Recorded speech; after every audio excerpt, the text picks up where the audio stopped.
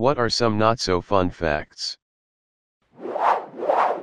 I love Tom Segura's bit about the first 48. Here's all I'm saying. I can't tell you where to go. I can tell you where not to go. Wherever they film the first 48 on A&E. Oh, if you're not familiar with the show, here's what it is. Camera crews follow real homicide detectives for the first 48 hours after a murder. And the reason that time distinction is so important, is that after 48 hours, they give up on that murder. They're like, that's some old shit. What do you want to do today? You're like, how about you keep trying to solve that murder, man? That shit happened on Monday. It's Wednesday. We're not gonna solve that shit. Really? They pulled me aside a few times to swab me and run it through the mass spec they have. The thing is, all those times I was traveling home from university where I was studying chemistry. The particularly interesting part is one of my professors had a photo of him and George Bush on the wall from when he met him as part of a panel advising the government on mass specs for TSA. He said they were trash and didn't work well at all. Even if they worked well, how could you possibly expect a normal TSA agent to be able to read the spectrum? I was trained in chemistry and probably couldn't do it. I usually carry around a small knife on me, Gerber ripstop that I've had for 9-ish years. I've been carrying it for so long I barely realize that I have it. So one day I was on a connected flight when I noticed some thread from my shirt, so I instinctively reached for my knife only to find that I actually had it. I got through security not once but twice with an actual knife in my waistband. And both times I got selected to go through the special scanner thing and yet it didn't get flagged.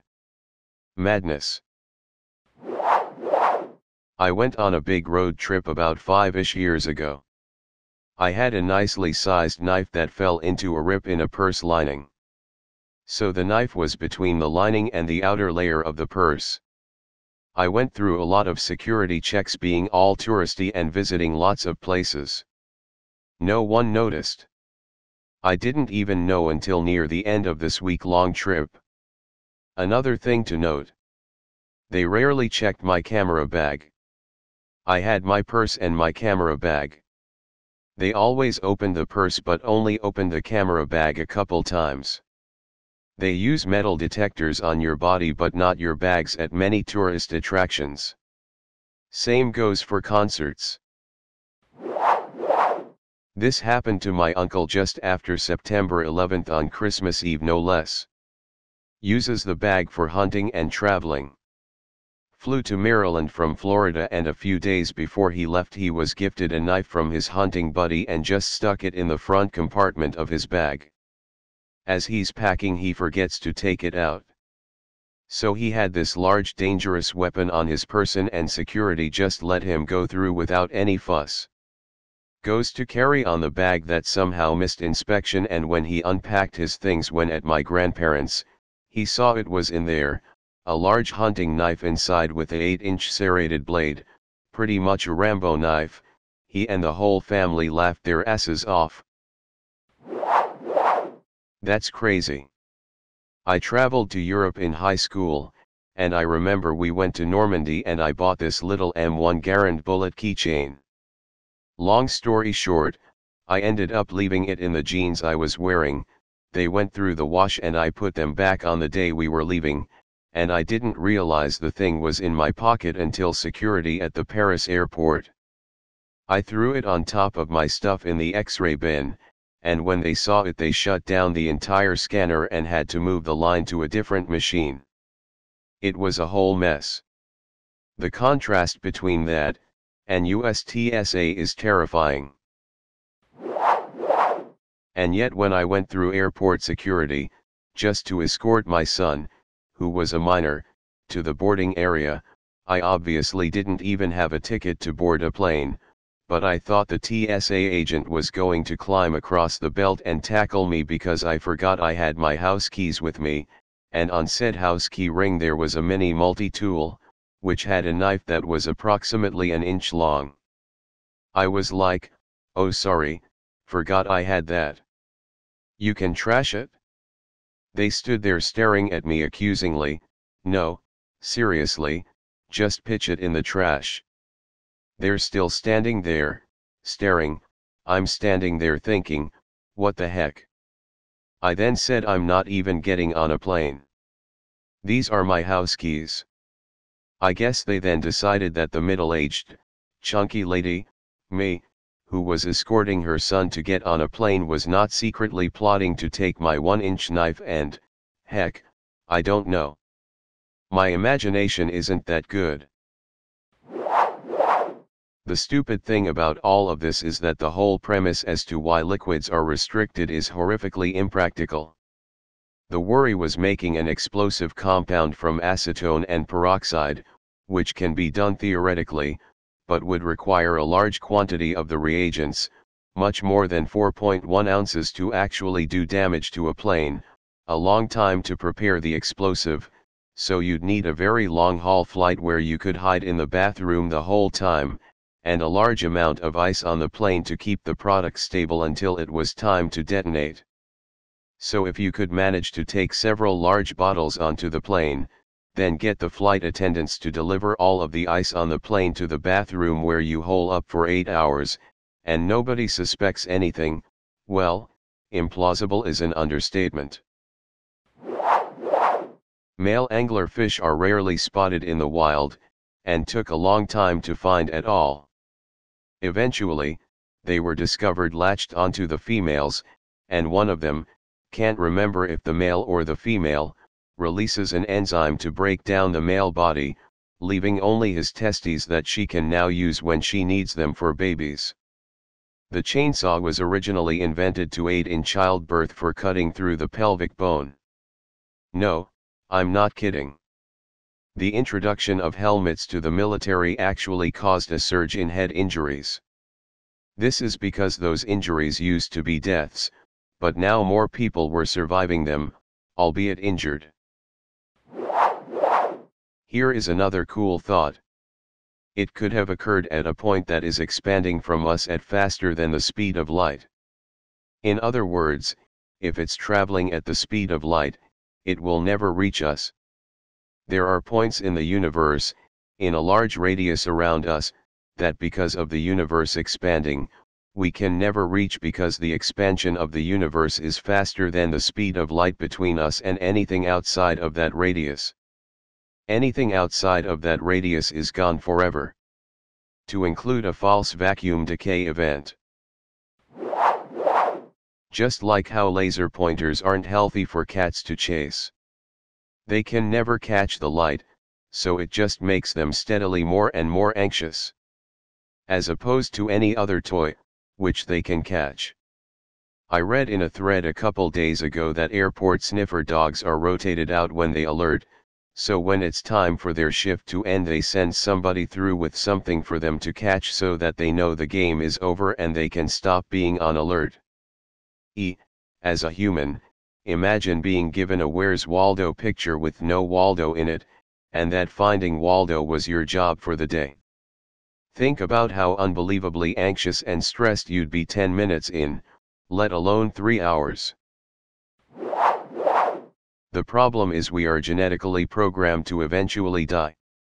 Our telomeres get stripped every time our cells divide. It's an infinitesimally small amount, but eventually, our telomeres are completely stripped and continued cell division starts cutting into the chromosomes of our DNA. When that starts to happen, cells stop functioning properly. Red blood cells store/transport oxygen/energy less efficiently, our immune system is less effective at fighting off/suppressing diseases, and our organs begin to struggle doing their jobs and eventually everything starts to shut down either from hypoxia, infection, or systematic organ failure. The world will end and there is nothing anyone can do about it. When I say end, I literally mean the earth will cease to exist. It'll take a very long time, like another billion years or so, but eventually the sun will swallow the planet and erase all evidence that life existed if it doesn't still exist.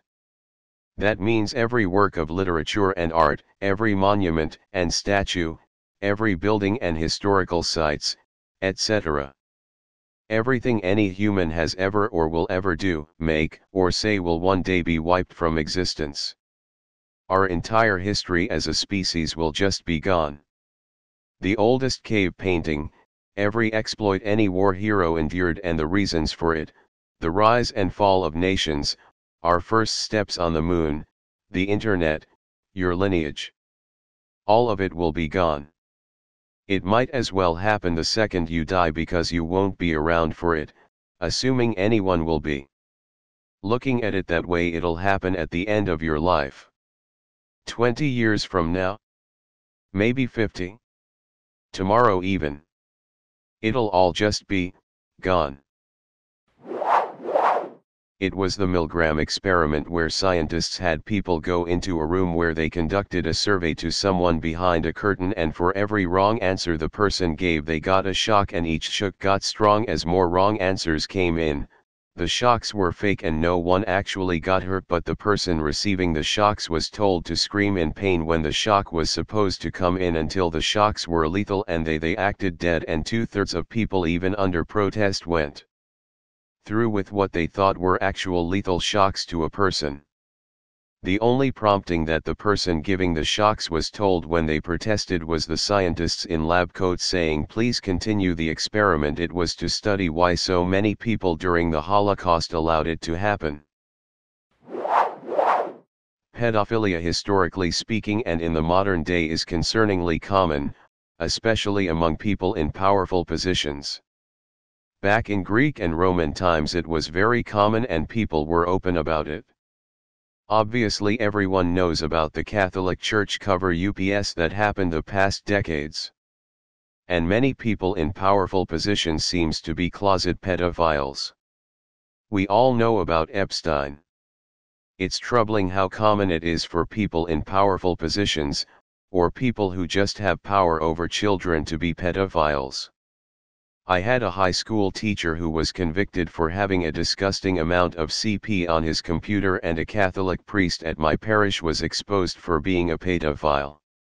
From the perspective of humanity as a whole, for a long time it wasn't even looked down upon, and in many civilizations women were married at the ages of 11 to 16. I'm not trying to justify it, but just pointing out how disturbing common it is for humans to be attracted to children. Kurt Cobain's dead because he played his guitar wrong.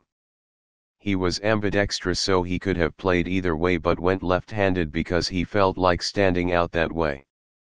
Well, turns out he had scoliosis, and it was aggravated by him wearing his strap on his right shoulder instead of his left. This made a pinched nerve in his spine hurt even worse, which he misdiagnosed himself as having a stomach ailment. Which is why he did as much heroin as he did, which was such a big contributor to his suicide. Abraham Lincoln did not believe in the equality of races.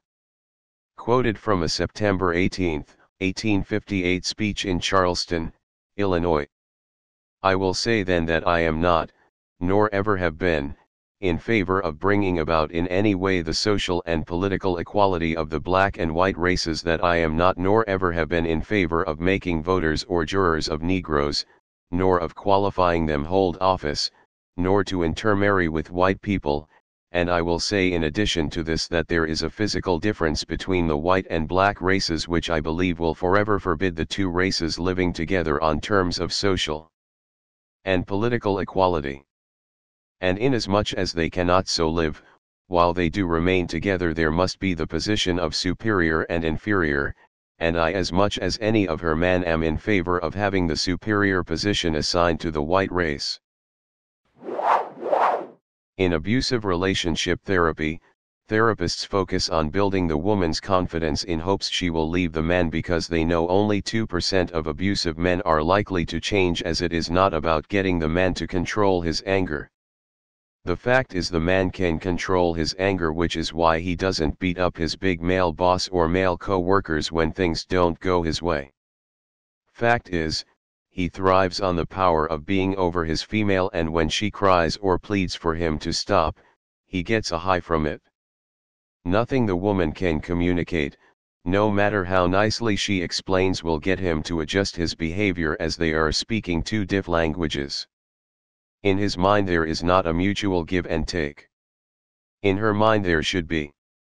She will never get what she wants, consistently, as B is thriving on keeping her off kilter. In 1915, a ferry called the Eastland on the Chicago River capsized less than 20 feet from its dock in water no deeper than that same distance. However, it was so badly overcrowded that 800 people were crushed to death by shifting furniture and bodies. I say it was overcrowded, but this was only in a real sense.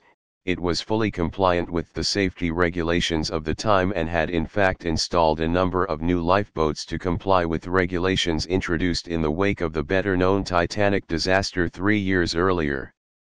However, these lifeboats were installed on an upper deck and only served to compound the weight distribution issues that led to the rollover. In a normal heart rhythm there is the depolarization, electrical signal that causes the contraction of the heart, and then repolarization, relaxation of the heart, and repeat. Well, here and there something called the R-on-T phenomenon happens when the heart depolarizes, and then depolarizes again before it repolarizes, and it puts that person right into cardiac arrest. It's just a random hiccup that can happen to anyone, anytime. It is more common though with people who have premature ventricular complexes, aka PVCs. But fun fact for ya, your heart could fuck up for no reason and cost you your life. Back in the 50s and 60s motorsport was extremely dangerous. It was not uncommon for drivers to die during Grand Prix. One pretty gruesome example is the death of Chris Bristow during the 1960 Belgian Grand Prix. He hit the bank outside of a turn, got hurled out of his car into some barbed wire and was decapitated. His death is only one of many during that period. It amazes me that the sport was even allowed to continue after these accidents. Tbh. Switzerland went as far as to outlaw motorsport, a law that still exists to this day. Nope. Antibiotics like amoxicillin won't change the effectiveness of your birth control. The antibiotic rifampin, also known as Rifampin and Remactane, is the only exception. It can lower the effectiveness of the pill, patch, and ring. So unless you're using one of those birth control methods and taking rifampin, which is a medicine used to treat tuberculosis, there's nothing to worry about. There are, however, some other medicines besides antibiotics that can make birth control not work as well. So it's very important to be open and honest with your nurse or doctor about what medicines you're on, no matter if it was prescribed or not, so they can give you the best care.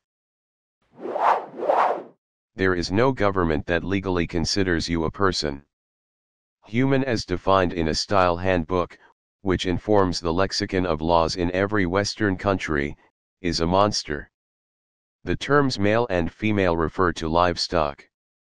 Printing your name in all capital letters on government documents infers that you are chattel too, via maritime law. At best the autocratic elite think of you as beasts of burden, at worst cargo or freight. It's time to rise up and demand rights, the rights of man and woman, or maybe I'll switch to crypto and stop paying taxes to these assholes. Olaf Scholz, one of the candidates for Chancellor of Germany, approved the use of emetics a few years ago to secure evidence. Consultants, doctors, and lawyers rituals vehemently against its use. It is life-threatening, as they said multiple times. Sometime later a teenager was pumped so much into his body with emetics that he died from it. His last words were, "I will die." Shortly afterwards, Olaf Scholz called the use of emetics as with no alternatives. Its use could only be banned by the European Court because it violated human dignity. and this man will eventually rule Germany.